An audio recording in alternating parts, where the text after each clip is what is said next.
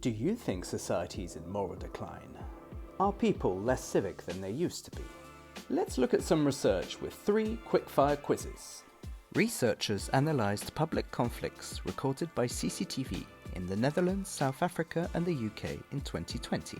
When present, a bystander intervened 3, 5 or 9 times out of 10.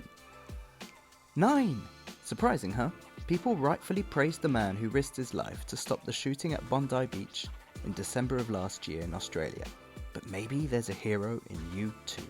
200 people from 7 countries were given $10,000, no strings attached, but told to spend it within 3 months.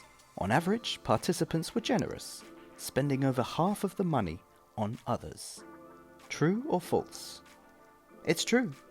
They spent $6,400 on purchases that benefited others, including $1,700 on donations to charity. To address whether generosity was driven by reputational concerns, they asked half the participants to share their spending decisions publicly on X, Twitter, whereas the other half were asked to keep their spending private. Generous spending was similar between both groups. Are wallets more likely to be returned if they contain some cash or no cash? Some cash.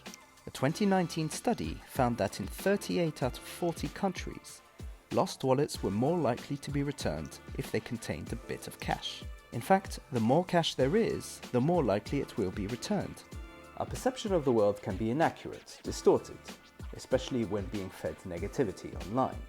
We hear about violence, catastrophes, division, hatred, but not so much acts of generosity, kindness, positive achievements, bridges being built, not burnt. We assume that people value their own interests over those of others, that conflict trumps collaboration, that selfishness overpowers selflessness. Is that the case though? Think about it.